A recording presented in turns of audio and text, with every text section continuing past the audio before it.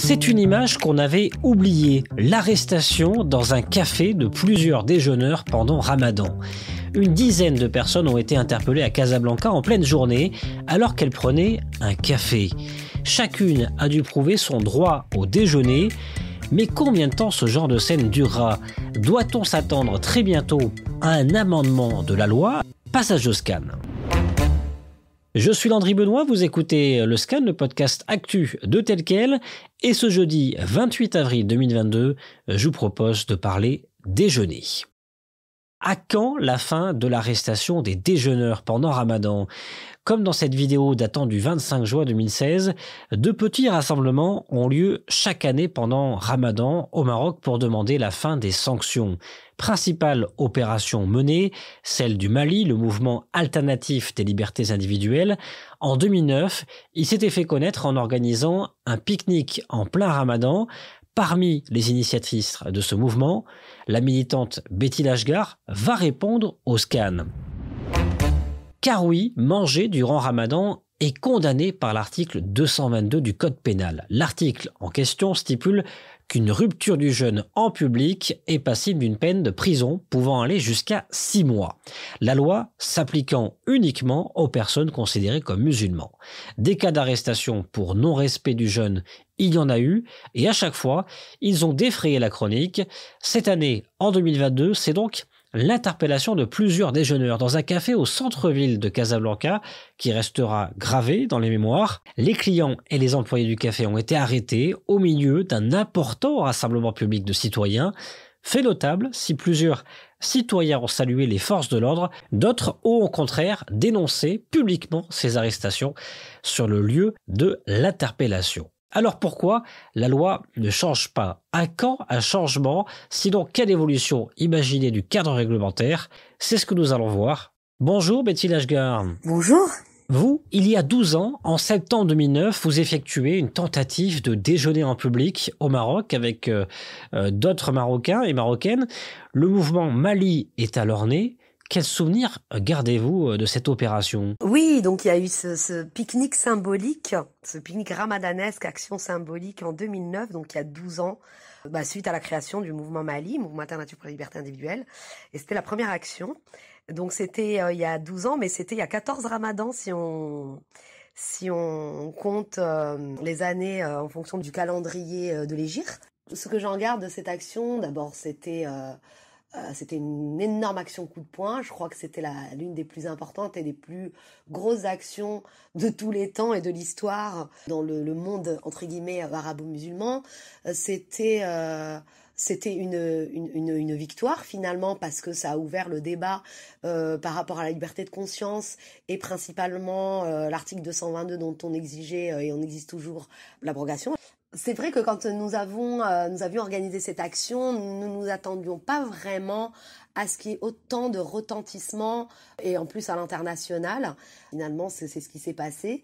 Puis grâce à la médiatisation, il faut le dire, il n'y a pas eu de poursuite. En revanche, il y a eu des arrestations et c'était un petit peu compliqué au niveau de la police, des interrogatoires qui étaient complètement hors sol, où les questions étaient complètement surréalistes. Puis c'était le début des réseaux sociaux, donc la police ne connaissait pas encore vraiment le fonctionnement de Facebook parce que c'était un groupe Facebook. C'était l'inquisition, quoi. Hein. Et aujourd'hui, en 2022, des clients d'un café à Casablanca ont été interpellés et ont dû prouver les raisons de leur déjeuner. Des clientes seraient même allées jusqu'à montrer leur tampon pour prouver qu'elles avaient leurs règles. Les autorités, de leur côté, démentent ce dernier point. Quelle est votre réaction sur cette nouvelle affaire de déjeuner ?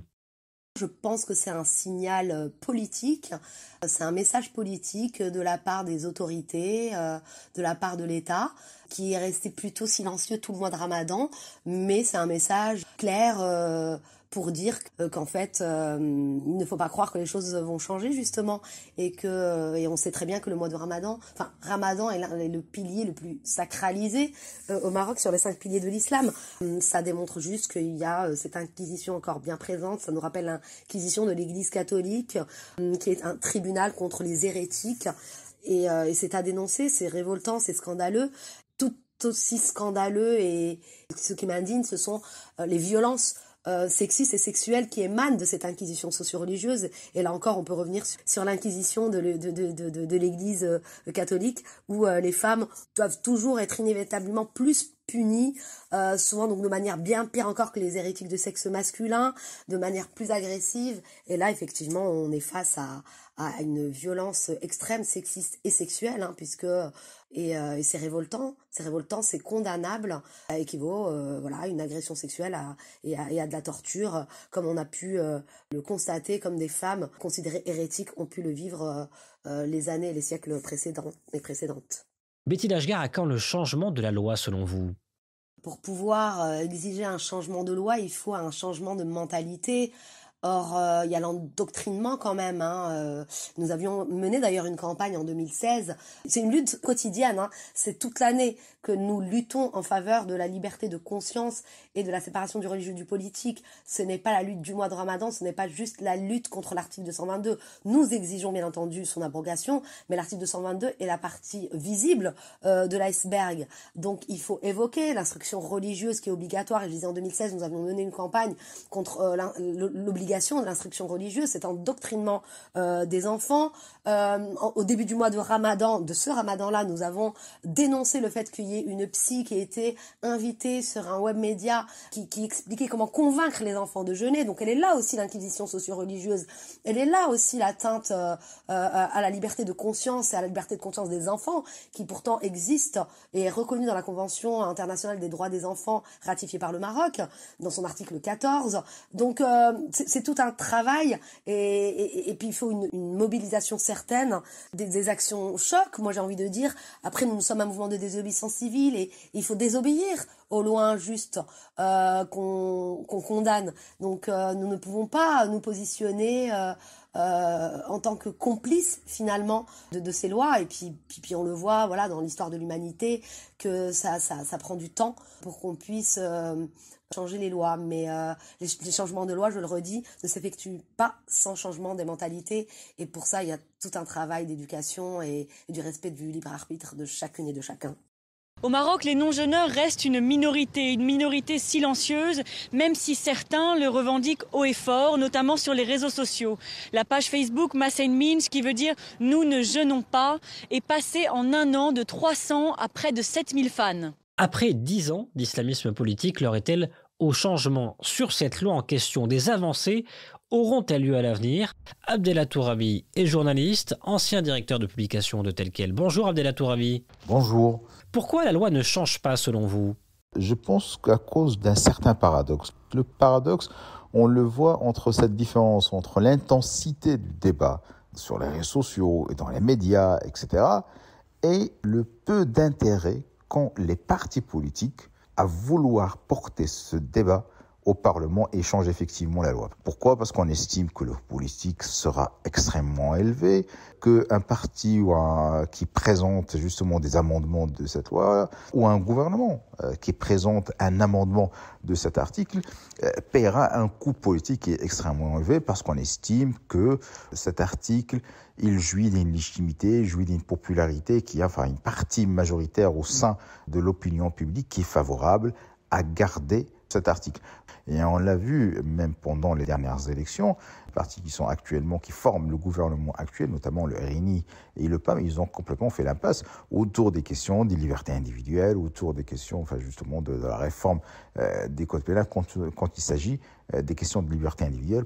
Donc actuellement, les chances sont très très faibles. À quand un changement? Sinon, quelles alternatives? Je ne pense pas qu'il y aura une abrogation, une modification de cet article de loi, et que ça ne figurera pas probablement dans la prochaine réforme du code pénal. Il n'y a aucun gouvernement, il n'y a aucun parti qui veut prendre le risque justement de mener ce débat et cette discussion au Parlement. Alors sur les solutions, moi je parle, c'est à titre bien sûr personnel, une conviction qui est personnelle. Je pense que cet article de loi devrait être abrogé, ou il doit être changé. Bien sûr, abrogé totalement, parce qu'évidemment, il n'appartient pas à l'État d'intervenir dans la foi et les croyances des individus. Si ce changement ne sera pas possible, une autre possibilité serait une sorte de moratoire sur l'application de la loi. C'est-à-dire que les autorités n'interviennent pas dans l'application de cette loi. On l'a vu par exemple pour la peine de mort, il n'y a pas d'application, il y a une sorte de moratoire, non pas de droit, mais moratoire de fait. Il n'y a pas d'application de la peine de mort depuis des années, donc je pense que cet article il est complètement rétrograde, il appartient à une ancienne génération du droit pénal. Et donc maintenant, il faut quelque chose qui correspond à cette évolution de la société marocaine, un changement de la société et vers un autre idéal de société marocaine et de valeurs auxquelles on pourrait aspirer. Et vous, que pensez-vous ? Est-il temps de changer la loi et en finir avec l'article 222 du Code pénal ? Faites-le nous savoir en partageant ce podcast Le Scan sur vos réseaux sociaux avec le hashtag Le Scan. Et n'oubliez pas, commentez avec le hashtag Le Scan. Le Scan, le podcast d'actualité, c'est fini pour aujourd'hui. Réalisation Adam Al-Arshawi. N'hésitez pas à vous abonner sur le site telquel.ma et à nous retrouver chaque jour du lundi au vendredi sur toutes les applications de plateformes de podcast et de streaming.